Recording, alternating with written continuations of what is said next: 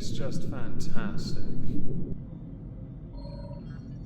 Hello everyone, welcome back to another video. We're going to have to talk about something that tickled me to no end, clips of which were seen all over Twitter concerning Chantal. I have to. I'm so sorry. And I'm not at the same time. I am because I know many of you don't want to see this. I'm not because there isn't much else going on right now. Beyond crime stuff. Yeah. And some weird stuff with the reading people, horror folk. Oh, and the Kino Casino being cancer. Yeah.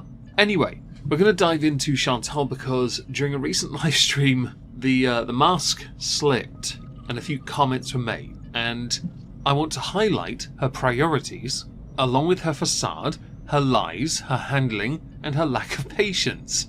We'll ignore the fact that she's still not on her diet anymore. She quit that, tried again, quit it, tried again, quit it, blamed everyone else but herself. We'll instead dive into some of the clips shared to Twitter. You went to Cuba by yourself. Yeah, but I'm not a married Muslim. I wasn't a married Muslim woman then I thought it right, as these clips are going to be out of order. I'll try and put them in the correct order. But I thought I'd start with this one because it's a long-held belief I've had, and I'm sure many have had, that Chantal, Foodie Beauty, Biza Productions, Big Beautiful Me, the sleaze in Kuwait, is not legitimately nor legally married to Salah. This can be confirmed through a whole slew of memes, not least a lack of marriage certificate. Insert your obligatory, but in this area we don't need it. Is that why you do a visa run every 3 to 4 months? Why, when you went to Canada recently, your husband did not accompany you? Okay, right, well, this Freudian slip is one of many slips you make. And of course it affords us the luxury of taking a look at where your attention span really is. Because you blame people for all of this as well, like Amber did with a breakup. You blame the same groups, oddly enough. I wonder why that is. There's a Lulu? There's a Lulu man! Lulu man! Oh no, I only have big bills. Oh no. For this to make sense, Chantal wanted ice cream. Now there were a couple bones of contention that Salah raised. Not least the fact she only brought large bills with her. Also, the fact that she is a single woman out on her own at night. Now you can insert obligatory, but has he been paid to be there? Or, but she's no risk really, because no straight man would want to. Doesn't matter really. It's more of a, if you're not protected or able to look after yourself, you really should give some due consideration to your environment. If Salah says it and he's been there long enough, I might take him at his word that perhaps you should consider looking after yourself or having him accompany you. Chantal didn't take this well, but you need to see the ice cream part first. Tamam?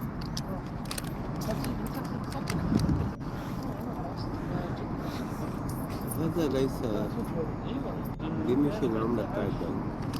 اوكي. تمام. كده عايزين 50 بس. That's just Hamza? 150. Oh, okay, hold on. Just give me a sec. I'll just put my stuff here.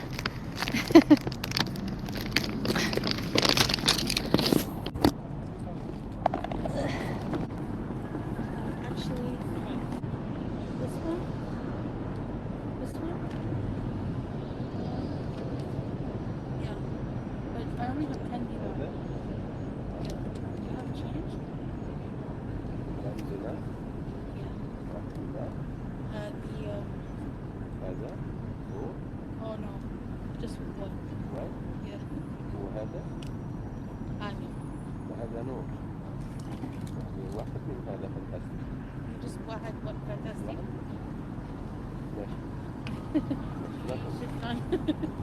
No, Arabic. شوي Arabic. What I love is that after being in Kuwait for about 2 years on off, she still doesn't really speak enough of the language, doesn't give much consideration to what she does have available to her still, is impulsive, and because of that impulsive nature, she pulls a stunt like this. Am I right to assume she just gave the guy one of the larger notes and didn't expect any change back? Because I could believe she'd do that for an ice cream. Now, Salah was not best impressed, and this led to a back and forth in the form of her live chat and Chantal seeing it.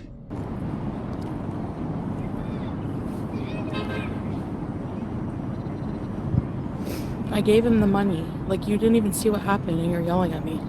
I gave him he gave me the menu. I pointed to something that was 95 fills. He didn't have anything left. So then I put you guys down. I said, do you have change for a 10? He looked at me like I'm friggin' the R word. So I said, okay, give me the most expensive thing you have, which was this thing, the Fantastic. And then he gave me change. I'm curious, Chantal, what inspired you to do this live stream outside anyway? You had apparently started this year with no junk. You'd started it with no drama. You were starting strong, as it were. You quit so quickly, it's astonishing. And now that your husband is showing care in the live chat for warning you, outing you for being a bit of an idiot, you're getting very defensive and trying to make an excuse?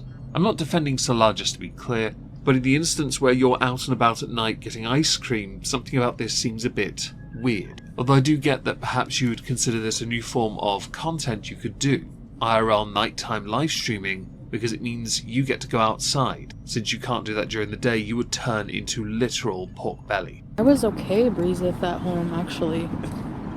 And then I went out and just like started getting annoyed.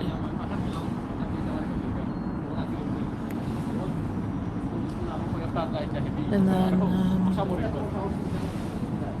then this, like, way to give reaction channels even more fodder, you know? I love that your mentality in this is that your husband is annoyed with you. Quote around the word husband. He's telling you in the live chat, because apparently civility in private is not a thing, because you're not really married, and your first thought is how the reaction channels are going to take this by giving them additional information. I thought we were doing no drama this year. It feels like you're manufacturing this drama on purpose, but I can't prove that, so it's just an assertion. In the context of what has been done and said, if you're unwilling to listen to reason from your fake husband behind closed doors, this seems like a logical step. But she's not done, by the way, guys. We have a lot more to show. It's just how he talks sometimes. So, but I don't know. We get on each other's nerves sometimes, that's all. Sometimes, you say? Well, colour me surprised. I have heard it's after 2 years of marriage, things start to go a bit stale. So you need to reinvent things. Rebrand the marriage, as it were. Might I recommend in your case, not being such a starfish? Selfish? Skankish? Hungry-ish? Go on a diet-ish? Commit to it-ish? Live a better quality of life-ish? In Canada-ish? How's that-ish? Good enough for you-ish? Ish? Why are you yelling at me? Like, why are you giving me attitude? Like, what the hell? The fuck? Well, you're not here with me, are you? Maybe that would help. And by most expensive, I mean 250 fills. Which is still cheaper than going to Pick and spending 3 KD, right? So why is everyone being shit to me today? The f. Enjoy it after you yell at me, okay.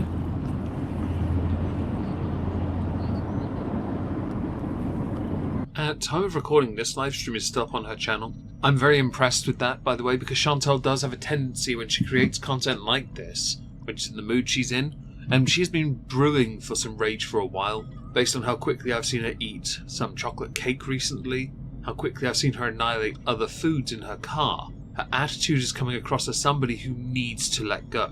Even though it's all entirely fabricated out of her own mind, she needs to blame somebody for it. In this, apparently it would be Salah. Now, I of course do not believe any marriage is perfect, least of all those fake ones. But in this instance, she really needs to take this offline, because if she wants to keep giving the haters something to talk about, then she could keep doing this knowing the cycle will repeat, or she can try and choke it. But there's more chance of her accidentally doing it to herself with a stick of a lollipop than there is her actually doing that. I'm not arguing with anyone. I'm being totally nice.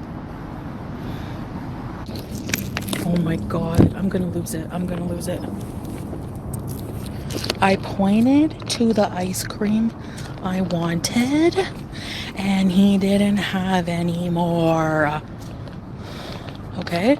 I'm sensing some building up of hostility towards Salah. I doubt it would be helped by your audience. Many of your haters will undoubtedly be in the chat, and they would have put you on the spot as well. Because once you've shown a vague area of weakness in the online space, and it doesn't matter who you are, everyone will latch onto it, because they want to see how much a reaction they can get from you. So Chantal waddles back to her car, the Timu car, whatever you want to call it, that piece of crap that she's ruined already. This conversation continues. I guess I just had to talk about things I don't like talking about. That's why I hate therapy so bad. Happily sober, no. Well, I guess that answers any question concerning her attending therapy for food addiction. They don't want you to ever eat any flour, because you have to abstain from sugar and flour. Like, why flour? I don't know. It's weird.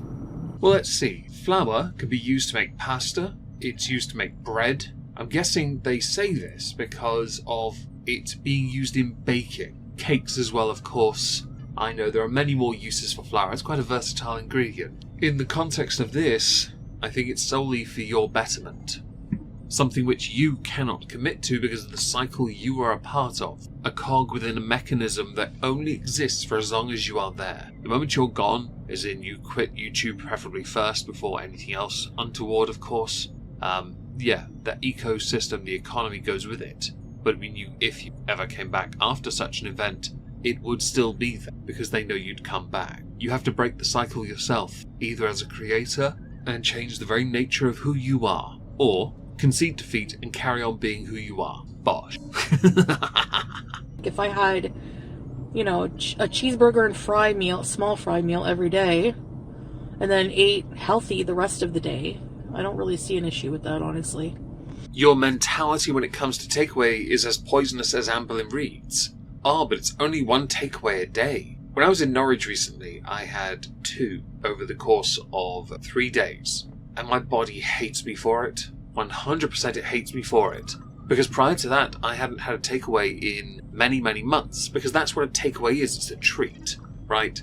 You cut loose briefly, have a bit of fun, then you crack on with life. Considering the number of times you presented ingredients and a kitchen that you were going to cook in, only for you to fail at all of it magnificently and then just start ordering food when you found your favourite watering holes. It's tragic to us to see how wasteful you are, but also how poisonous you are to your own body, that you can't be bothered to do the simplest of things to look after yourself. It can be done and is not the easiest to do. If you want inspiration, look at the Slattons. Look at Nick Ocado. Of course, his success is vastly different to yours because unlike you, he's actually successful at what he does. Like, your day is like 80% healthy and 20% unhealthy. I think that's a good start in my opinion, as long as I can stick to that. And it does still feel hard because you have to kind of still be conscious of what you're doing. I can't just go home and snack all night. The problem you've got is, realistically, the only way you're ever going to attain this is in therapy. You need to commit to something that is out of your control. We said it with Anne Boleyn, where she needs to be an inpatient, really. She needs to give up the freedoms of her body to someone else, to fix her body and her head. But like Amber, you have the freedom to choose. Your body, your choice, right? In this, your choice is to destroy your body. And when others come into question your poor decisions, even your husband, you get really defensive. And you've been brewing for some anger for a while. I can't wait for you to suddenly put your head in the sand, delete everything, thinking that is suddenly it. And your biggest concern was not for your health, not for your well-being, not for your safety, but that the haters now have free commentary, content, because of you and your impulsive behavior. Much like your body and your mind, you can never take responsibility for your stupidity. At this point, it's beyond cliche. Bye, guys.